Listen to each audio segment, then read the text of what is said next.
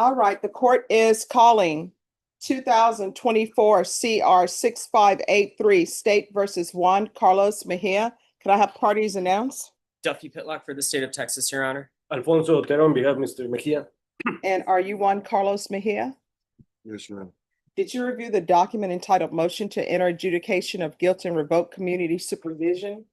And the document with your attorney, did you understand it? Yes, ma'am. Are you the same Juan Carlos Mejia, aka Juan Manuel Mejia, who was placed on deferred adjudication in 2024 CR 6583 for the offense of possession of a controlled substance, penalty group 1 gram to 4 grams on September 10th, 2024 for a period of 4 years? Is that you? Yes, ma'am. All right, state. Violation of condition number 4, in Bexar County, Texas, the defendant Juan Carlos Mejia, aka Juan Manuel Mejia, did then and there fail to report to the supervision officer as directed for the month of December 2024 in violation of condition number 4. How do you plead to that, true or not true? True. The state will waive and abandon the remaining violation. Any objection? No, Judge. Did you understand by pleading true to violation of condition number 4, the court could find it true, grant the motion, find you guilty, and sentence you up to 10 years in the prison and up to a $10,000 fine? Yes, ma'am. Knowing that, do you still wish to plead true to violation of condition number 4? Yes, ma'am. Court will find violation of condition number 4 true. Is there a proposed agreement? There is, Your Honor. Yes. That is to deny the state's motion to continue probationer on deferred adjudication, but to amend conditions to now include local ISF followed by ISP supervision. All right, probation. How has he been doing on probation? Any objection to the court reviewing the court summary? No No. objection. All right, and let me see here, just one moment. It's coming up slowly. Something's happening with my computer. Yes, There's not been any progress, Judge. all right. You want to raise your right hand for me, please? Do you solemnly swear or affirm the testimony you give will be the truth and nothing but the truth, so help you God? Yes, ma'am. All right, you can lower your hand, state your name for the record. Juan Manuel Mejia. All right. So, you ever reported to probation? No, ma'am. All right. So you've done nothing? No, ma'am. Why have you not reported to probation? Because my father had passed away When? 2 days ago when I got out. When? What date? When is this? I don't know the date, ma'am, but 2 days I got out, my mom called me. He said that my father had passed away. He had cancer. Mhm. And then I was going through a mental issue because I'm a daddy's boy. So, but nobody's seen you for close to a year. So that's October, November, December. That's 3 months. Did you call probation at any time? No, ma'am. Then there's January, February, March, April, May, June, July. Here we are. And you haven't done anything. You never contacted probation. We can't help you if you don't contact anyone. I don't think you're a good candidate for probation. Because I'm homeless. I ain't had no phone, none of that. Did your mom have a phone? How did your mom contact you to let you know that your father had passed? Because our friend had a phone. And plus, I didn't know with the probation number. Okay, what you're telling me does not make any sense. You don't have a phone, but somehow your mom is able to contact you. And then she contacts you because another friend has a phone. How did your mom know you were with this friend? Because she knew I was staying with him. Mhm, Because my mom don't let me in her house. Like mhm. the stuff I done past. All right, and so were you checking in on your father? This one. So how could you be a daddy's boy if your mom is telling you your father has passed and you don't even know? That doesn't make any sense to me. When I got out, So, I mean, you haven't done anything. So I don't think you're appropriate candidate for probation. I mean, we require that the bare minimum is reporting. All you have to do is pick up the phone and call probation. I don't think you're a good candidate. So I'm going to grant the motion, find you guilty, and revoke. Any recommendation for time? Your Honor, I believe Um, it's third degree 2 to 10. The state would ask for 4 years. I mean, before that, I'd like to ask some questions Sure. to the probationer. Yes, and who knows, maybe the state will change. I don't know. So you may ask some questions. Thank you, Judge. Mr. Mejia, once you got out of jail and put in probation, where did you go to? I ain't had no home. Yes, and where did you go? I ain't had no home until my friend told me I could stay there for a couple of days. After that, I left. Okay, and how long were you there with your friend? 3 days. Okay, and after you were there for 2 days, where did you go next? The streets, I was just homeless, Okay, sleeping on the streets. and do you have, at that time, do you have employment?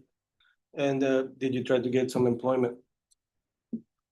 No, Okay, as far as you know, do you suffer from any mental illness? yes, And what that mental illness is? PTSD, And do you take medications for that? yeah, Are you regularly on medications for your PTSD? not when I was out there. And why would you not able to get your medication when you were out there homeless? Because I got a couple problems, like mental ill problems. I could barely understand. Okay, but you understand now? Yes, because I'm on these meds. And when did you start taking your meds? When I came from the other county, and they brought me over here, and I've been over there for like 3 months, and then I've been taking them since then. And I Okay, feel like I'm in the right state of mind. and do you have insurance? No, Do you have any money to pay for your medications yourself? no. Okay, and if you can explain to us, if you don't take your medication, what happens to your mind? I start having flashbacks, and I start having psychosis. It's more to it. It's not just that. Okay, and when you say flashbacks and psychosis, can you just give us an example of that experience? Like my uncle, he used to hang himself, and I got real problems. If I don't, like real things, bad things could really happen to me. Okay, and so once you get out on probation, you heard that your dad passed away. Is that right? Yeah, and that a lot bad. That Okay. And you didn't have any access for your medication during that time, did you? And were you having these psychotic episodes? yes, sir. Now, and why is the reason that could not get employment? And, I was getting SSI. Okay. And who gets your SSI check? My mom, And is your mom giving you some of that money for you to purchase your medication? you know, Okay. And if you're on your medication and you receive treatment, do you think you would be able to follow the instructions of probation? yes, sir. And do you think you may be benefited if we can find a sort of probation with treatment for both your mental illness and probably some drug problems? Yes, sir. And is that you would ask the court to do? Yes, sir. I have no more questions. Judge. Any questions? State has no questions, Your Honor. All right, so you were released and you went to go live with your friend because your mom doesn't want you living with her. Is that correct?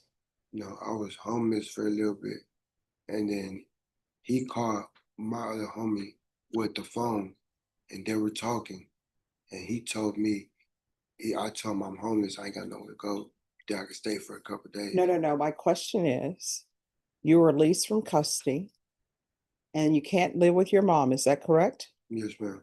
And so 2 days later, you are living with this friend, Yes, ma'am. and then something ends up happening with that living arrangement, and then you become homeless again? Yes, ma'am. All right. So I didn't hear anything in between there that he went to his father's funeral, that anything happened with that. The only thing I know is he's saying his father passed, which I still have nothing to show that that's true. His mother, who doesn't want anything to do with him, calls around and happens to know some friend, random friend, that reached out to him. I don't know how that friend reached out to him because he said he didn't have a phone, but she reaches out to this random person, lets him know his father has passed, and he goes into a tailspin and doesn't report for approximately 10, 11 months. Is that what happened? It's the problem here is that we don't have the mom to ask her those questions.